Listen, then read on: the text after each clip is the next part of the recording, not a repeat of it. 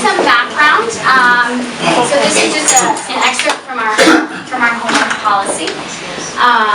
That we do believe the purpose of home learning tasks is to consolidate, reinforce, and extend the knowledge, skills, and understanding of our students.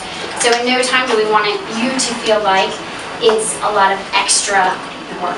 Okay, the point of our home learning task is to prepare information or materials for future learning activities. And this is the one that our learning kits touch on the most: practice new knowledge or skills. So if you can help us in this area by using your learning kit, we think that you're going to see an amazing improvement and developmental progress in your children. The next part of this from our homework policy is that it enriches students' understanding of a topic and how to apply it in new ways. And it extends and challenges students to further develop their knowledge and understanding. You may notice that projects that come home, for example, and learning logs, those types of things, more fit into this area, or even before learning a new unit, teachers might send something like this. But today we're going to focus on mainly this part of practicing new knowledge and skills. We are completely aware that the usage of the learning kit depends on you and your family. We all have different dynamics in our families, and so that's one component of how you're going to use your learning kit in your family. Another one is your time, and your child's time. Some of our children have a lot of after-school activities, and that needs to be taken into account too. So if one day, for example, we can fit in 5 minutes with our learning kit, and then on a Saturday you're like, oh, we have a lot of extra time, I can use it for 15 minutes. So just trying to figure out how it works best for you. Another area is your level of comfort. Okay, so as all of the phonics is starting, sometimes parents are more comfortable than other parents, especially with language. Language plays a huge part in it. So some of the things that we've put together, and Janet will tell you some more about the pronunciation of the sounds that she put together on YouTube, and that I think we can help you in that area. And if at any time your level of comfort, if you're not comfortable, please let your class teacher know, because that's how we can help. And if you're not comfortable using the learning kit, your child won't be comfortable with it. And the last one is your level of parent involvement. Some parents are more comfortable being really involved with their child's learning than others. So we also understand that. Okay? Gabby's going to take this over now, and she's going to talk to you about how this is going to look in reception. Okay? So this is the kit. This is going to come home. This is going to come home on library days, and we need it back on library days too.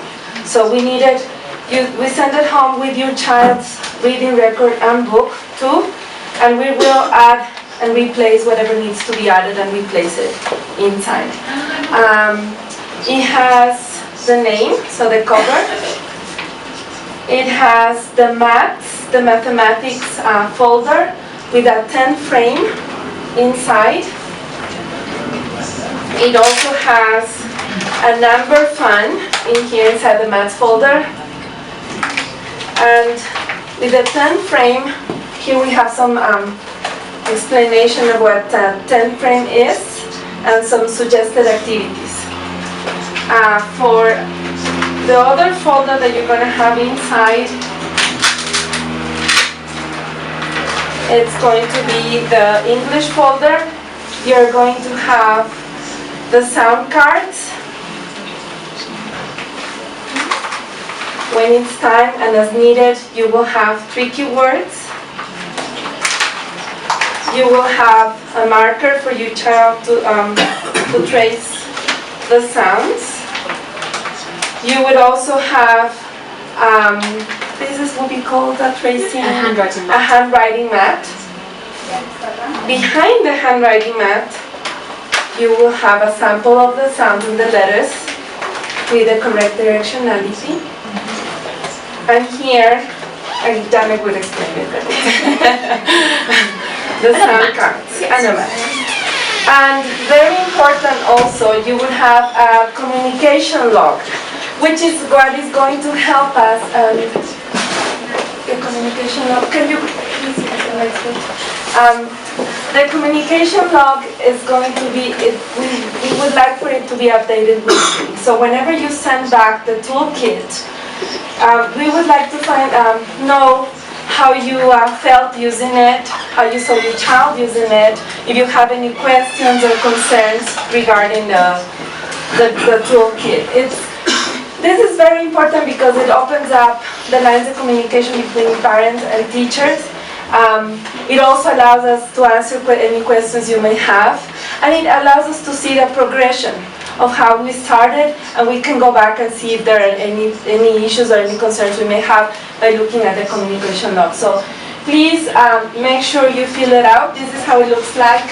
So you have a spot for communicate, for mathematics, for a date, mathematics, English, and teacher comments. In English, we sort of gave you the different categories where you can comment on, which is sound, action, letter formation, and blending words. Next slide.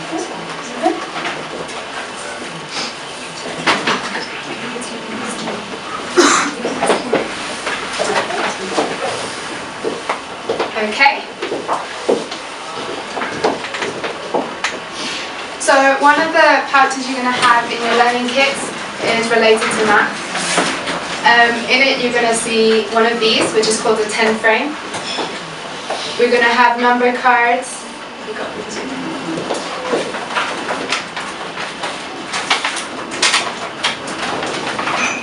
to have some number cards which look like this. So you have the number and little dots which will help your children represent and make connecting with the numbers. You'll have a number formation booklet which will look like this. I think we're going to be sending them for term 3, so it's not something you might be getting this term. It's something related to how to form the numbers, the orientation. It also involves the 10 frame that we have here, making the connection with the number and the dot, and they can practice with that one. And also you get different number games which your classroom teachers will be, it could be something online, it could be something, to hold.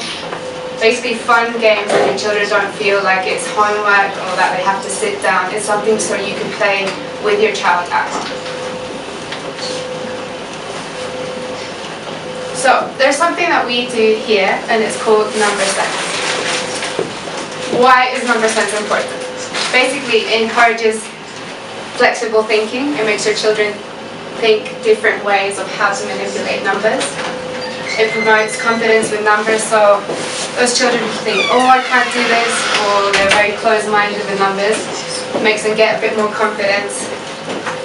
It also encourages children to explore numbers in different and fun ways. It creates understanding of the relationships between numbers and develops quick estimating skills by seeing number groups as sets.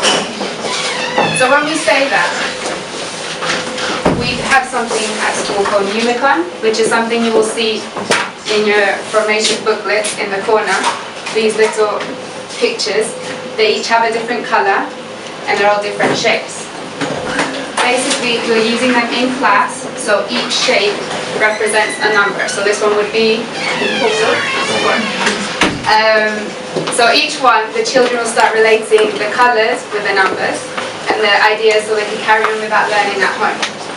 So one of the things that makes these fun is that children get to, put their fingers in them, get to play them with Play-Doh, and they start to see, oh, that's 6 automatically. It makes them think quickly.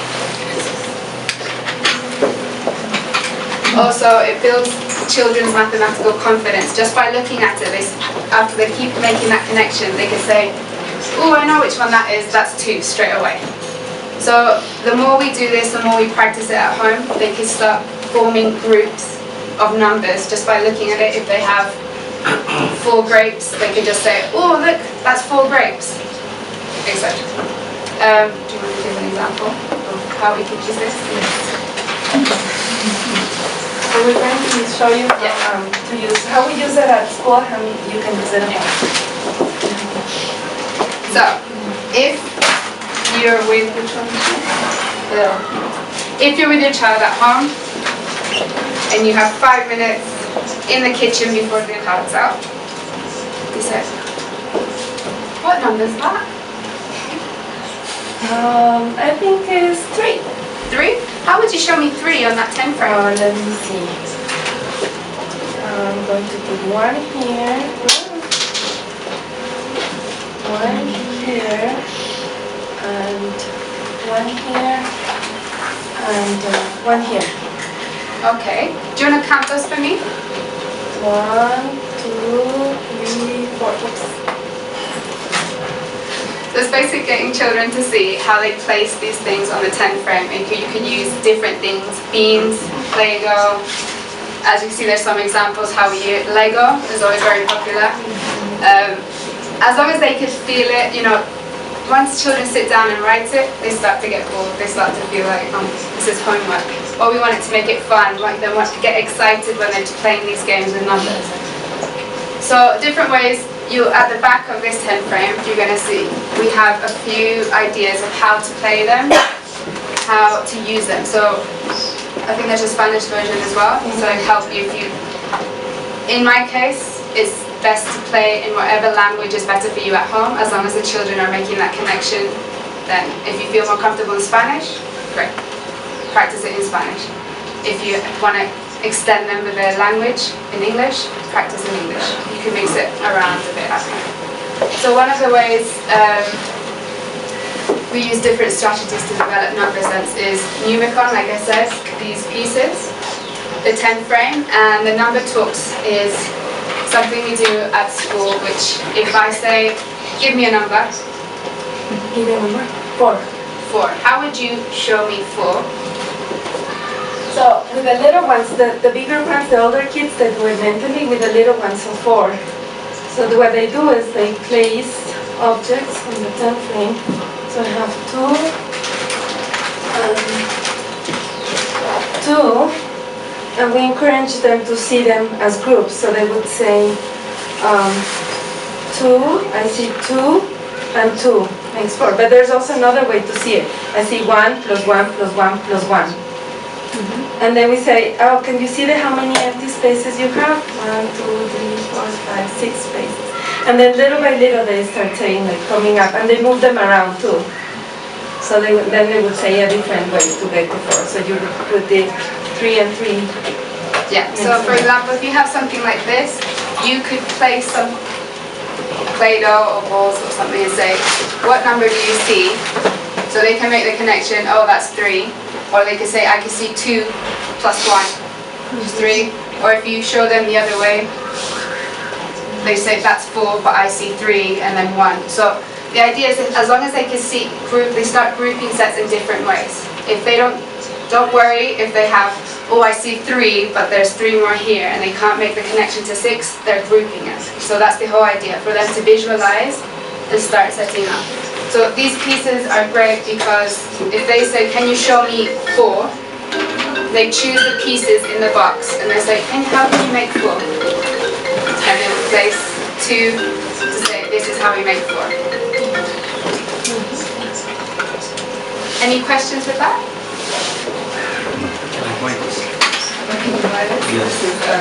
Online, Amazon. Online, Amazon. Yeah. But we use it at school. We use them a lot at school. Yeah, on Amazon. So basically this idea is just to make a school-to-home connection and for parents to learn what your children are doing at school. And it's quite fun because sometimes your children get home and you say, what did you do at school today? Can't remember. Don't know. So it's a kind of way to communicate a bit more with your children and have them teach you what they did at school. So some of these resources are excellent because they can say, oh, I learned this is number 1 today with this picture. Or I know this makes 8, or etc. Okay, so the whole idea is please make it fun. We want children to be really excited about maths. We want them to carry on playing at home. Okay, thank you. Yes, I'll pass on these around so you can have a look.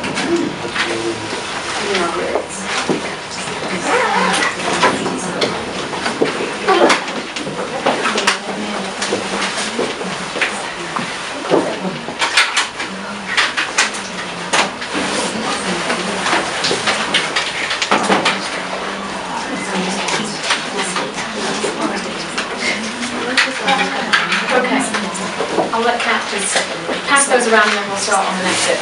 Michelle, please tell me if I go too fast, because I have a tendency to talk really quick.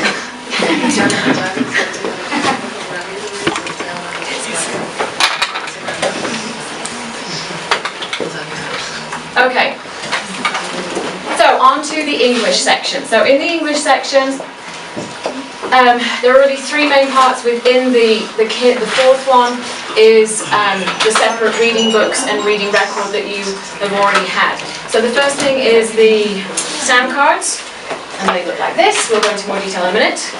The second one is we call them high frequency words. Jollyphonics calls them tricky words. We'll get into why we're trying to shift away from tricky and call them high frequency instead. And they come on colored cards, they look like this. And then the letter formation mats, which are different according to which year your child is in. So in reception, as Gabby said, we start with the mats that look like this. Okay, so let's take a look in more detail at each part. Oh, no, we're doing this first. I forgot. Okay, so I wanted to give you an overview of what reading progression looks like and what it looks like specifically at CGB. So, we always start with our base of phonics. The phonics is our foundation, so that's where we learn the sound to symbol relationship, and that's a really key component. Once your child has started to master the initial sounds, and they've started to blend those sounds together to be able to read words, then we will move into decodable readers. So decodable readers are books that follow phonic sounds. We are going to introduce this year a new set of books that are actually, we're trialing them. We're seeing if they're going to be effective.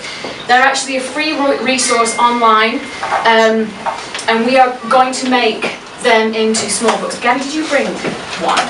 That's okay. I don't have the actual book, but I have the papers down here. So hang on. Let me just do this. So the things that we're going to make in, they're kind of school-made resources.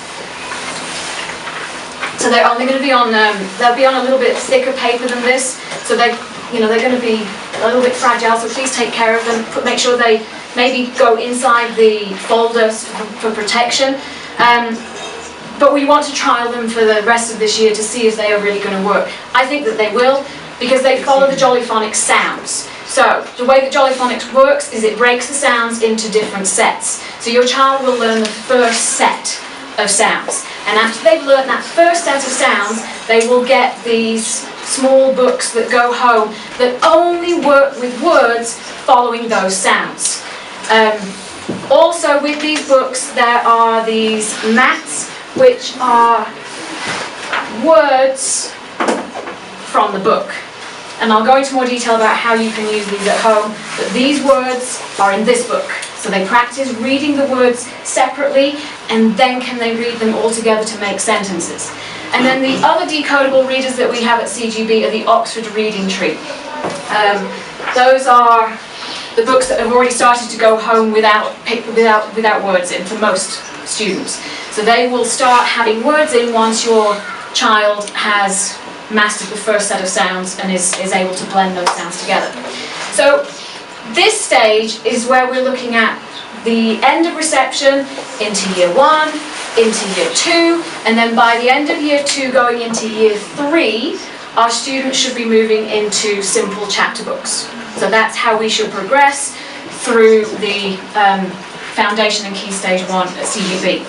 And then also a really important part of our reading program is this piece here, which is shared reading. So that involves shared reading at school with the teacher, sitting down and the teacher reads a book. Or the teacher sits down with the student, I read a bit, you read a bit, and we look at a book together and make sure that we're developing comprehension. So this is also a really important part at home. And research tells us that the single biggest factor in later achievement is that you sit down with your child and read to them. and develop their understanding of text and comprehension skills. So this is a really important part. So please keep that in mind, as well as doing the books that we send home for them to practice. Make sure that you also read with them and to them. Okay, so now we're going to take a look at each individual part. So the sound cards. So the sound cards look like this. They're based on the Jolly program, as I said. The front of the card shows a keyword picture and the grapheme. So, for example, ant, ah. The back of the card shows the sound action. So every sound in the Jolly Phonics program has an action, and your children will be learning those in reception. So, for example, ant is ant, ah, ah, ah, ah, ah. And they wiggle their fingers above the elbow as if ants are crawling on you and say, ah, ah, ah, ah. They already do it. Fantastic. So that's there for you, for a reminder for you if you can't remember what the action is, then you can help your child. And then also there is the word at the bottom, and these are called sound buttons. Don't worry about those yet. Okay? We will start to get into those later on. What else? The sounds are taught systematically and explicitly, and in reception they learn 2 sounds per week. And as I understand it, you will get those 2 sound cards coming home at the end of that week. And then the next week you'll get another 2 sounds. So your deck grows and grows and grows. Your deck, your child's deck, will be personalised for them, more or less. We try to, within a classroom of 15 to 20 students, we do some whole class, we do group work, and then we also do one-on-one individual instruction. And we make sure that your child's deck meets their needs. So if your child is further ahead, then they're going to have lots of cards quickly go onto their deck. If they need a little bit more time to practice their sounds, then their deck will grow more slowly, and that's okay. Every child is different, and every child will develop at their rate, and that is fine. And then so how can we use these cards? So at home, one way to use them is simply as flashcards. And your child will learn to say the cards with the sound picture first and then the sound. So we go egg, eh, ink, I, and ah, light, I. That's going into year 2. We're not there yet.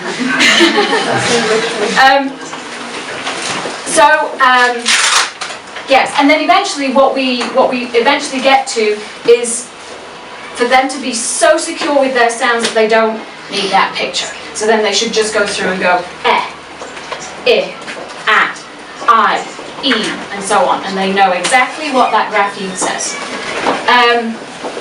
The other thing that we can do with these cards is we can use them by taking them off this key ring and blending them. So, I'm very quickly, this is my, that will be later. Okay, here's our first set of sounds.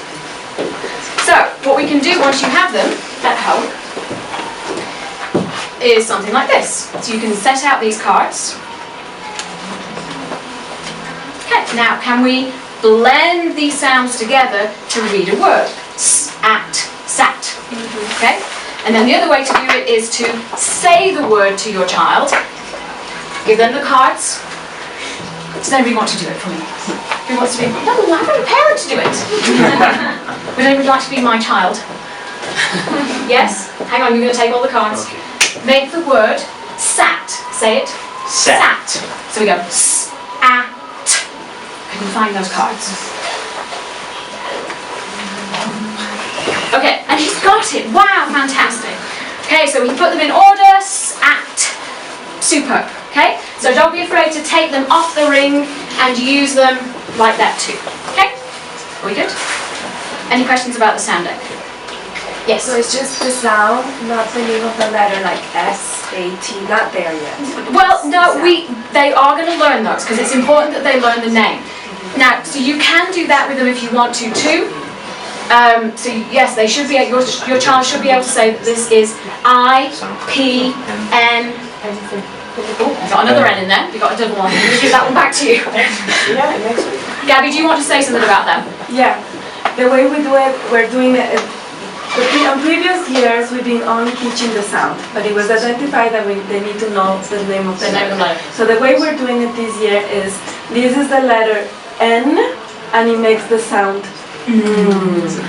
So that way, but we emphasize the sound. Yeah. Yeah. There are different thoughts on this. So there are some schools of thought in phonics that say, do not teach letter names to start with. You should only focus on sounds. But here's what happens. When you start to get into the tricky words, and the red deck is the first one that your students will come home with, and they are looking at, let's see. I would pick this word, was. Okay, so what we want them to do as well as read that word, we want them to be able to spell that word too. So, if we only teach them the sound, we're saying was, were, are, z. Those are the sounds that they're going to hear. So, there's a tendency for them to go W, O, Z. Were, are, z. It's not.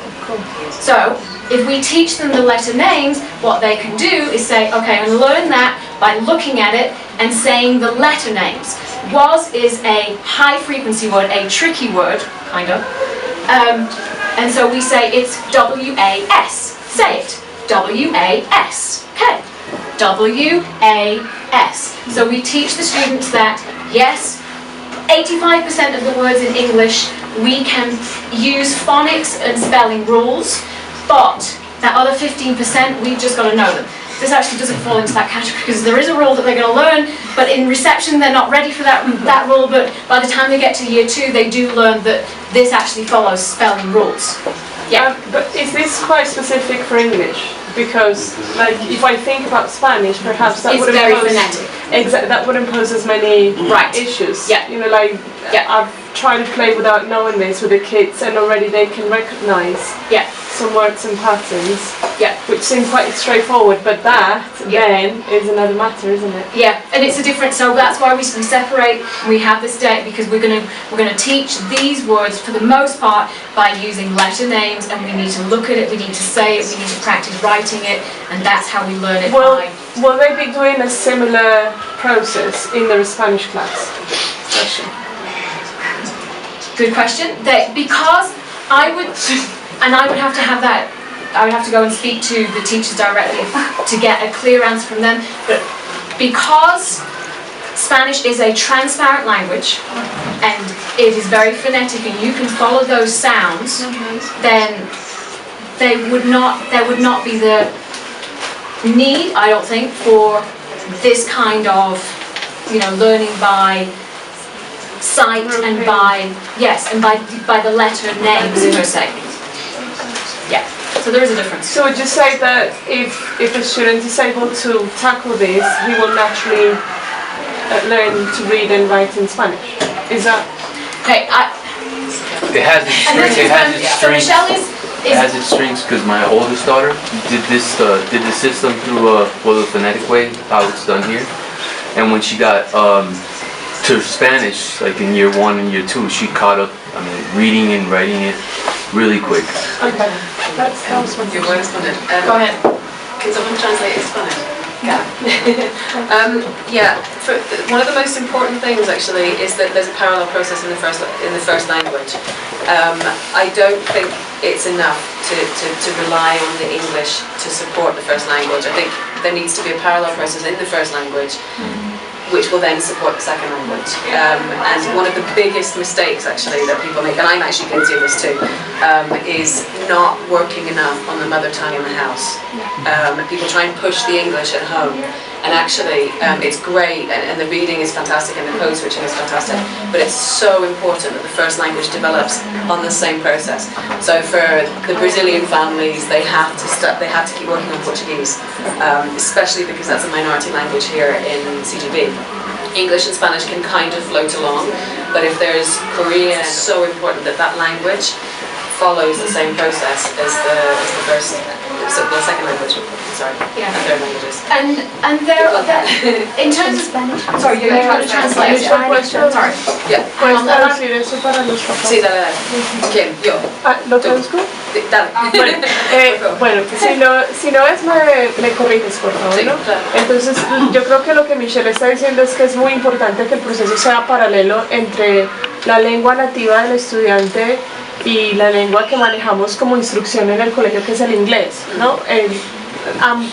El inglés y el español reciben cierta atención en el colegio, mucha atención, pero si la lengua nativa en nuestra casa es portugués, coreano, japonés, italiano, pues es muy importante que se haga el proceso, ¿no? Para que Sí. sea paralelo, para que exista una lengua materna fuerte Sí. que ayude a apoyar ese otro proceso. Sí.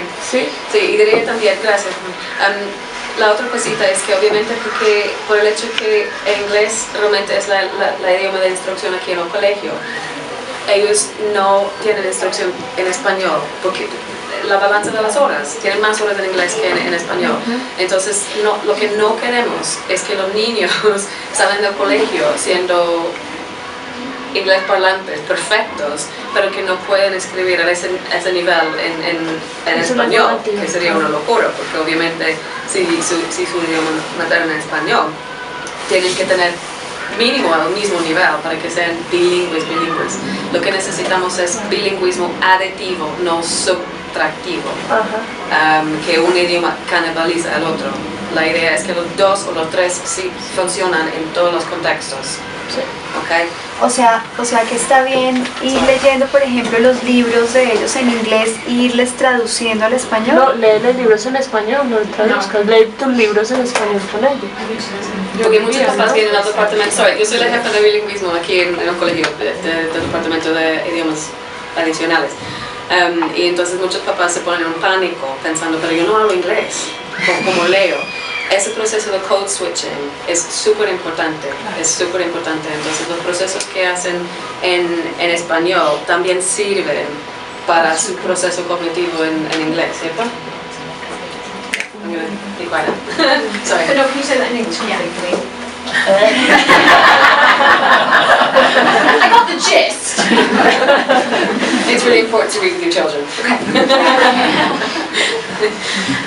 I mean, you know, talking about the Spanish, I mean, it would be great if as a parent of a native English speaker in the school, you know, with a daughter in year 2 who's trying to learn Spanish, it would be great if we had something like this in Spanish for her. And maybe, you know, we need to have that discussion and, you know, taking the learning kits to a whole new level this year, where we have materials that have taken a long time to produce, that have been, you know, taken meetings and meetings to discuss how we're going to do it, how it's going to be put together. You know, this is just the start. So hopefully, you know, next year we'll add a little bit more and add a little bit more, and it will get better and better, and we'll be able to integrate Spanish as well. And I think, you know, speaking as a year 2 teacher this year here, the biggest issue I have found is that confusion between the Spanish sounds and the English sounds. What I've tried to do with my students is make it clear that I think Michelle was saying this, that you have to learn them parallel, but make it very, very clear that, you know, these are our English sounds, and we have to know our English sounds, these are our Spanish sounds. Now we're going to do our Spanish sounds. And we have to make that clear distinction and separation between the two. Okay? Yeah? Keep looking for you, for more input on that now. The other thing with the sound... Actually, I do know that answer. Go on. Yeah. And I would just say that the children who are the most successful with learning languages are the children who have support with this. The reading supports language acquisition, and language acquisition supports reading, and so it's a very circular process. It's so we're not just talking about literacy, we're also talking about language acquisition.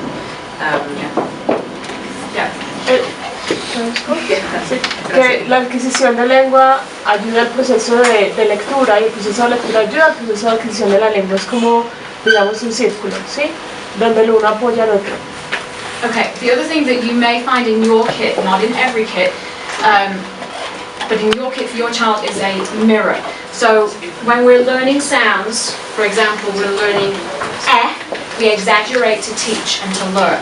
So one of the ways we do that is by thinking about the movement of our mouth. So we don't just hear the sound, we actually feel it with our mouth and we look at it in the mirror. We go, We talk about, what is your mouth doing at that point when you make that sound. So if your child needs more practice of that at home, you may find a mirror in their kit as well. So as they do their sound, we're looking in the mirror to see what's my mouth doing as well as hearing it. Okay? Oh, yes, thank you, Sarah. Okay, one of the things that we did over Christmas was we made YouTube videos with the sound cards and then it's my voice. My voice on there. So we go through the sound decks going and egg, and they flip through. So that if you want more support at home, or we've even used it with our own students and children. Just take the iPad and go and practice for a few moments, and then I'm going to come and look and see how well you do. So that then you have support and you can hear the sounds as well. You can know that your child is hearing the correct sounds if you feel unsure about the sounds, especially for those vowels which change. The YouTube videos, Gabby or your reception teacher will send you the link to those. They do go through, at the moment, it's one YouTube video for all the sounds, from reception all the way to year 2. So you will know, look at your kit, you'll know where your sounds stop, and that's as far as you go. If you want to do more, then fine. The more you do, the better. Okay. Right, now we're good. Okay, next thing is the letter formation mats. So at the same time as we are practicing our sounds, we're looking and we're saying the sound.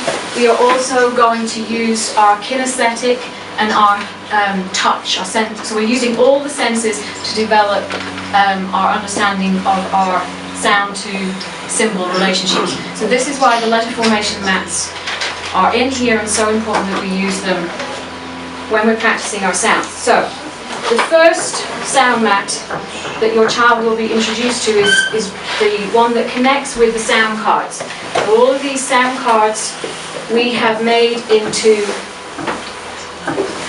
animals. So the ant is the A, and so the ant's body forms the letter, the formation of that A. And then there's a little rhyme underneath that they will learn in school, but it's there for you at home if you want to practice it with them. And it says, around the body and down the leg. So they learn the correct formation.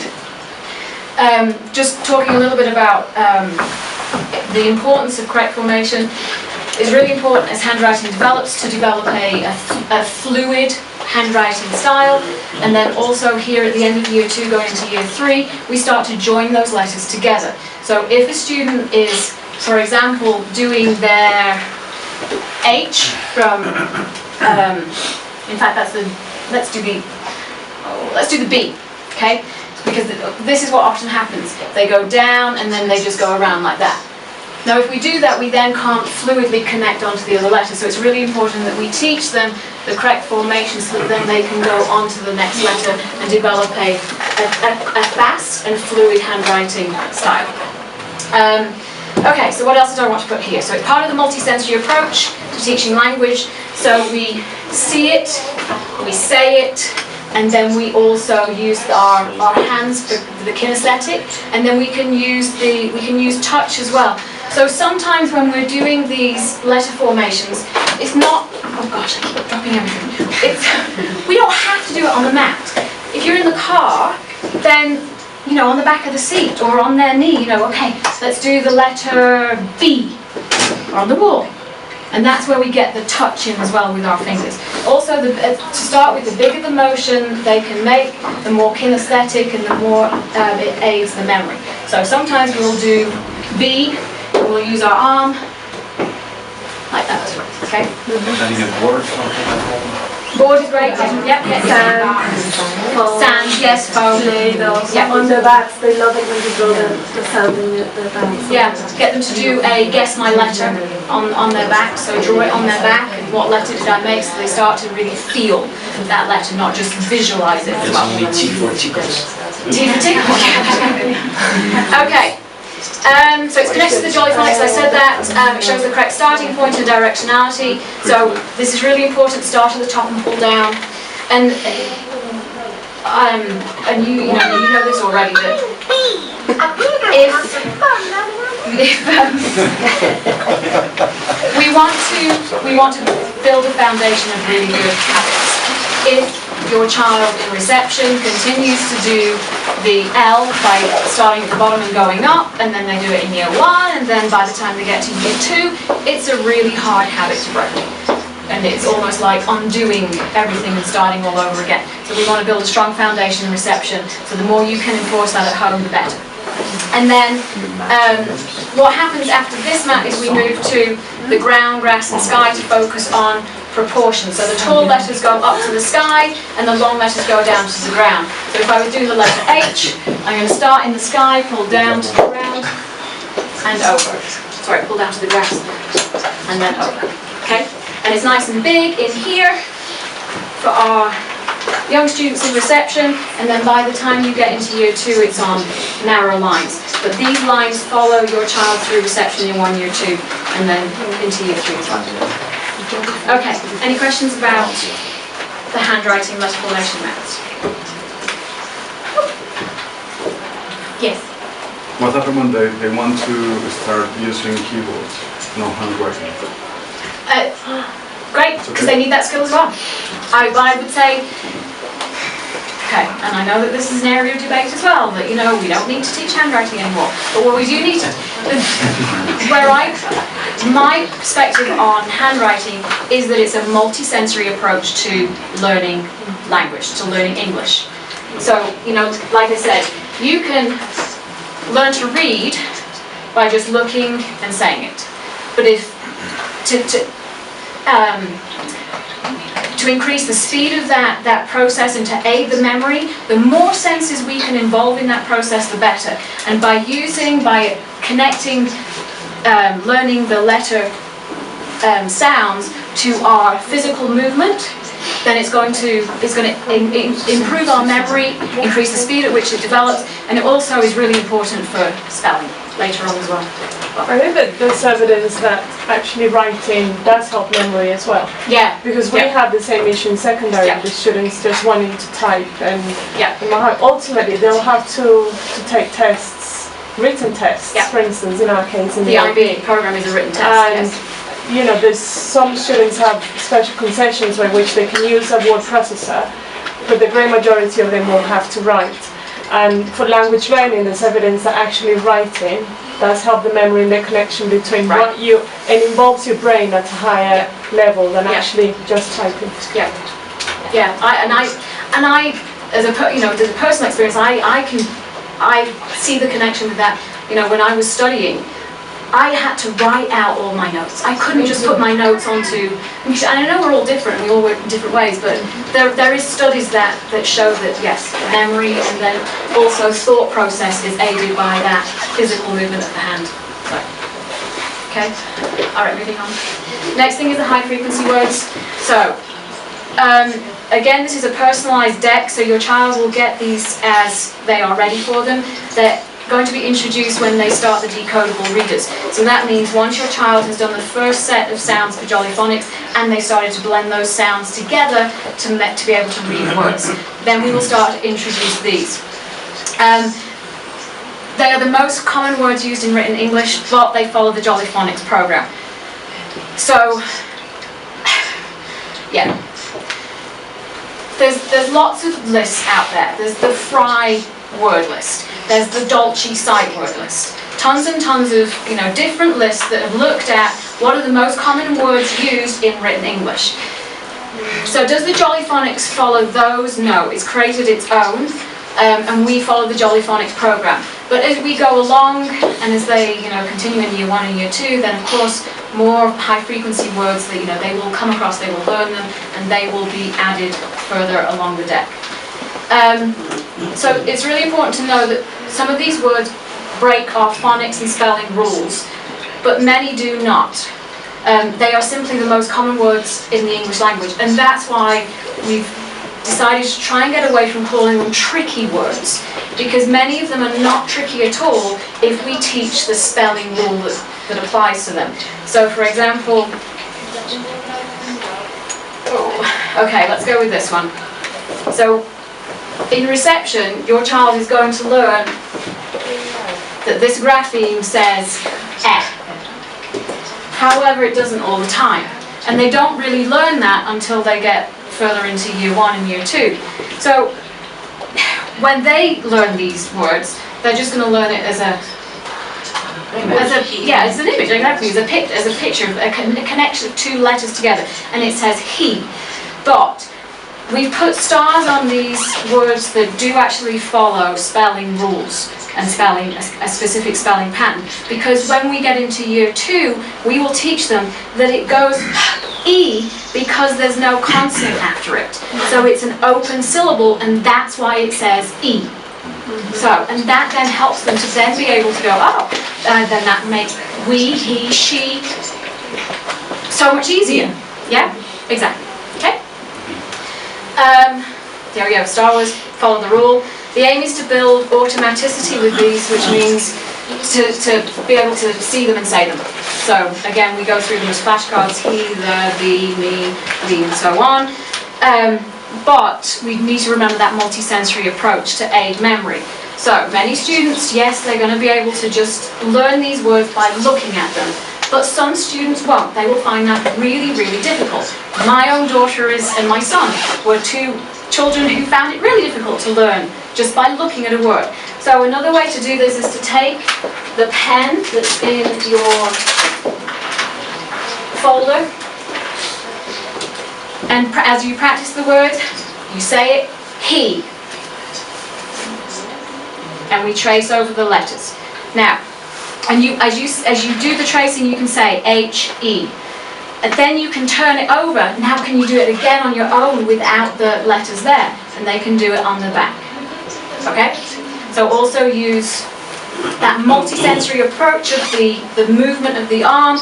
Do these words in the sand, in the foam, on the wall, on the mat, and make it as multisensory as possible rather than just can you see it and say it.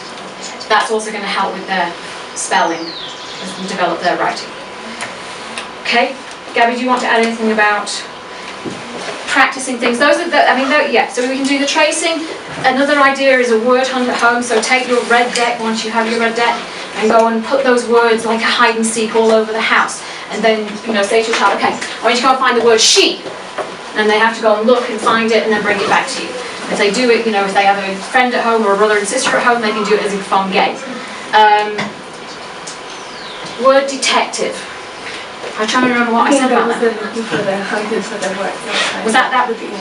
Oh, that's right. On the books too. Oh, that's right. Yes. I'm sorry. Just one thing is like with these little ones, with the idea is to make it fun. So it is a game. Like this is not meant to be homework or anything like that. So make it look like they're playing, that they're having fun, they're just enjoying themselves while they're learning. So I think that's the main. Yeah, the word detective one was we were talking about how you can take a word like the. Okay, and in our book that we're reading together, how many the's can you see on this page? So you go through and you count how many you can find. So looking for those words in other places as well. Okay, any questions about the high frequency words? We good? Okay, next. Okay, so the reading books that are coming home. So you have already gotten reading books coming home, so you know that your child has a free choice book. So I want to talk very quickly about the free choice book. First of all, enjoy it. Read to your child. Focus on listening comprehension. So,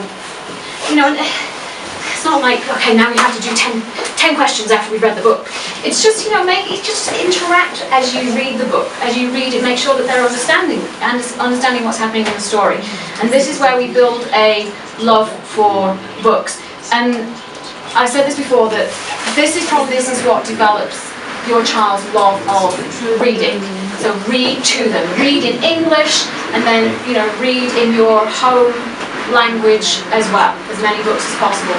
And make it a routine if you can, so that every night you sit down with a book, either before bedtime or before dinner, and then it just becomes a relaxing and fun time. So the second book that will come home is the Decodable Readers. So at the moment, for the most part, reception students are coming home with a Oxford Reading Tree book with no words in. Once they have mastered their first set of sounds, then the Decodable Readers will start to come home. And as I said before, the first set of Decodable Readers are going to be these. Okay, they're not brilliant stories. They're just not. Because there's only so many words you can come up with when you're only using 5 letters. But if we can, get your child blending sounds together, and that process of putting words together to make a sentence, then these books will be really fast. Go through those books and make sure we've gotten that skill and that knowledge, and then we can get on to more fun books, which are in the Oxford Reading Tree series. So, as I mentioned before, these little booklets will come with a word list as well. So the idea is that you practice the words on the page first, and then you go to the book to read the book. So don't make it daunting. If necessary, just do 1 word a night and then highlight it. Yeah, you got it, good. Or if your child is ready, do 1 line a night. Is, am, see, tie. It's not going to be that fast to start with. It's going to be is, am. So once they've gotten into that decoding slowly, then see next night, can you read them faster? Can you read this row faster? And to make it fun, I will sometimes use a timer. And we don't want to develop speed readers. That's not the idea of it. It's just to place an emphasis on, once we've decoded, we then want to commit that word to memory. Okay? We want to put it in here so that we have it in our long-term memory store, and we know when we see it that this is and then am. So if we time it, it makes it into a game. So you time it and then you do it the next night. Can you do it faster? Can you beat your time from yesterday? And the kids actually enjoy it. So they like to challenge themselves. We're doing it at the moment with Year 2, and we challenge them with reading sentences. Read the sentence today. Tomorrow, can you do it a bit faster? The next day, can you do it a bit faster? And they love it. Oh my gosh, I got 30 seconds today! And they get excited. So, decodable readers will probably come home just 1 at a time per week. And we sometimes get the question of, can my child get more books? The answer to that is, sure, talk to your teacher. So if you feel that your child, is ready for more books, and you are ready for more books, and you want more books at home, then have that conversation with your child's teacher. But I just wanted to give you an idea of all the things that you can do in a week with just 1 book. So, on day 1, you take that book and you read it to your child. And get them to listen. Do they understand what's happening in the story? Can you ask them questions? Can they make a prediction about what might happen next? On day 2, get them to read it and understand that it may be a challenge. That's going to be their time to be figuring out their decoding. So they're going to be going, cat, him, and so on. So they're going to go slowly and decode. On day 3, you're going to see if they can read it again, but with accuracy. So you focus on, can you say these words without mistakes, basically. So build accuracy. On day 4, you can focus on the rate, which is how quickly they read. So this is where you can do a little bit of a timer. I wouldn't get the timer out every single time, but you say, okay, tonight we're going to see if you can read it a little bit more fluidly, a little bit faster than you did on day 2. And then on day 5, okay, today we're going to work on expression. So instead of robot reading like this, we're going to see, can we say that Biff climbed up the tree? Wow! It was amazing! So can they then add expression in on day 5? Okay? And that's all with one book. So there's a lot you can do with one book that's going to develop all the elements of reading. Yeah, instead of just read it, need the next book, read it, need the next book. If we continue to do that, we're not going to develop all the elements of our reading process. Okay? Any questions about the reading books? Gabby, do you want to add? That is very important at our level that the parent reads with the child. Like all these activities that are suggested are with the parent. So not leaving the child that can have the books. Yeah, and also we forgot to mention that in the kit at the back, Gabby, I don't really know where we put it in, the apps list.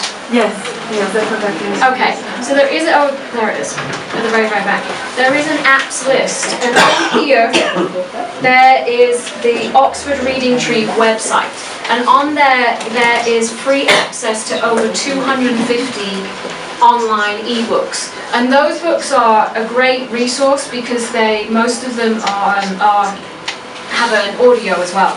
So your child can, so if you're not comfortable with supporting their English yourself, then I would get onto that website and then they can read along with the audio and hear the correct pronunciation for those words. Yeah? Yeah.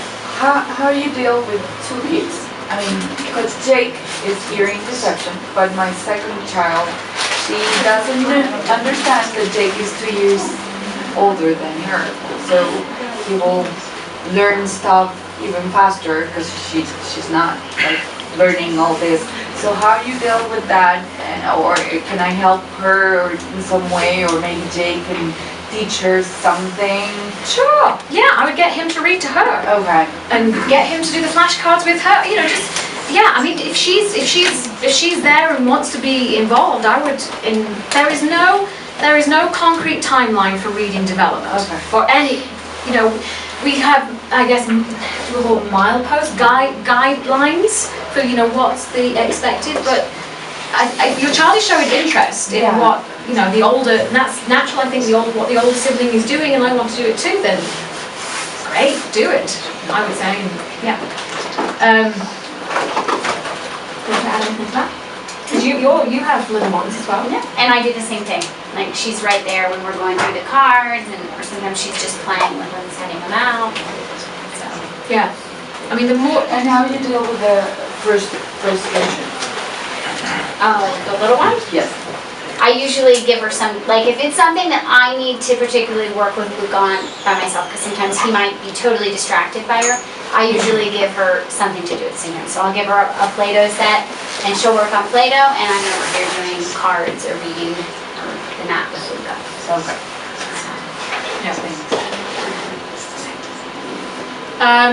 And you already have the reading records from the books that you've been taking home from term 1 and into term 2, but we just wanted to do a quick slide about just to reinforce the importance of that communication back and forth between the teacher and the parent. So we just put on here some examples of things that you might want to comment on.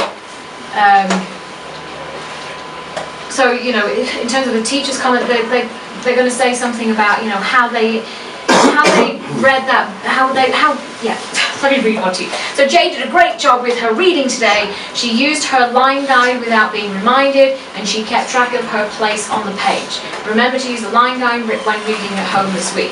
So that reminds me that I need to talk about line guide. I didn't bring one with me, but basically, and we're going to add these to the kit because they're a really useful tool, and all it is it's a white card, and it'll be like a bookmark, and then use it to cover up the rest of the text, because that is daunting that is not. And it helps to keep track on the page, so it's a really useful tool. So a parent comment might look like, Jay needed lots of help with her books this week. She seemed to be guessing words by looking at the picture. So tell the teacher how well did your child manage that week with their books? Did they enjoy them? Did they find them difficult? Did you have to support a lot? Do you need those books again this week? Yep. And that's it. So, welcome to the Reception Learning Kit. As I said in the beginning, it's taken us almost 2 years to get to this point. So we took all the research that's out there of the best practice of teaching reading and math, and we think it's all integrated into this kit. We also took the feedback from parents who were using the kit for the past 2 years, and that was extremely valuable to us to get to where we are now. As our own children are now in year 2, we also realized simple things like just the key ring. Okay, so that's something we've integrated before. It was just cards, those of you who have older kids, and those cards were everywhere, flying all over the place. So we think that we've gotten it to a really good point. I can say as a parent, it's an extremely valuable tool to me. As I said in the beginning, there's days when I don't get to work with Luke on this kit. But the days where I do have extra time, it's so easy for me just to pull out those cards or to use the math really quickly. And from our research as teachers and using the kits over the past 2 years, we've noticed, especially this year in year 2, the children who are using the kit at home are more confident in the classroom. We can see it when we start our lessons, or when they're reading, they're just picking up the skills faster and they're grasping the concepts.